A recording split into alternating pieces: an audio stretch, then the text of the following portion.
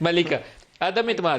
Thank you Nadeem صاحب. دیکھیے ندیم صاحب، پہلی بات تو یہ ہے کہ اپوزیشن کے محترم رہنماؤں کی بہت ساری خواہشات ہیں، بہت سارے نان سیریس اٹیمپٹس کیے گئے. زبیر صاحب ہمارے ساتھ بیٹھے ہیں، ایک ٹاک شو میں اعتراف کیا تھا کہ جو ہمارے پہلے اٹیمپٹس تھے حکومت وقت کو ہٹانے کے، وہ نان سیریس تھے، اس کے اندر اتنی کوئی نہ صداقت سی، نہ اتنے پرجوش تھے. اس وقت ہم سیریس اٹیمپٹ کرنا چاہتے ہیں پاکستان تحریک انصاف کی حکومت کو ہٹانے کے لیے. تو ہماری تو سوچ یہ ہے کہ اپوزیشن کے رہنما یہ لانگ مارچ کا سلسلہ، استعفے منہ پہ مارنے کا سلسلہ، استعفے کو ایٹم بم بنانے کا سلسلہ، اس کو جاری رکھیں گے. نہ آر ہوگا نہ پار ہوگا. یہ اسی طرح اپنی تحریک کو چلانا چاہیں گے تو چلائیں گے، اور ہم پاکستان کی عوام کو اپنے منشور کے مطابق ان کی مدد کریں گے. یہاں پر بات ہوئی کہ یہ عوام اور اقتدار کے بیچ میں جنگ ہے، یہ اقتدار اور احتساب کے خلاف جنگ ہے. یہ چاہتے ہیں کہ اقتدار میں کسی طریقے سے آئیں. کیوں آئیں؟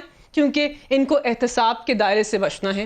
کیا ان کے نظریے میں یکسوئی ہے؟ زبیر صاحب ساتھ بیٹھے ہیں کہ پاکستان پیپلز پارٹی اور پاکستان مسلم لیگ نواز میں کسی طور کی نظریے کے اندر یکسوئی ہے؟ نہیں ہے. لیکن اقتدار کے حصول کے لیے احتساب سے بچنے کے لیے ساتھ کھڑے ہیں. آپ کا پرائم ٹارگٹ تھے نواز شریف اور مریم. تو مریم کے اوپر جو کیس ہے پچھلی دفعہ جسٹس عامر فاروق نے تھا کہ ان کی تو وہ ڈی ساری جعلی یا فیک ہے، نیب والوں نے کہا. تو انہوں نے کہا مریم کے دستخط اصلی ہیں؟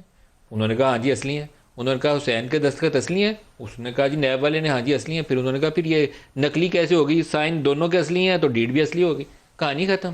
دیکھیے آج آپ نے 4 ہفتے کی مہلت لی ہے، نہیں تو اگر آپ اجازت دیں گی میں اس پر کمنٹ کرنا چاہوں گا. مکمل کر کے میں وضاحت پیش کروں. دیکھیے یہاں پر بات کی گئی کہ ہمارے جرائم کی جو لسٹ ہے وہ لمبی ہے، طویل ہے. مریم نواز کے جرائم کی لسٹ بہت لمبی ہے. دیکھیں نا، جہاں پر کھڑی ہو کر پریس کانفرنس کرتی ہیں کورٹ کے احاطے میں، وہاں پر عوام کو یہ نہیں بتاتی کہ میں نے پاکستان کی اعلیٰ عدالت میں ایک جعلی ٹرسٹ ڈیڈ پیش کی، میں نے اپنے والد کو کرپشن اور کرپٹ پریکٹسز کے اندر ایڈ اور ابیٹ کیا.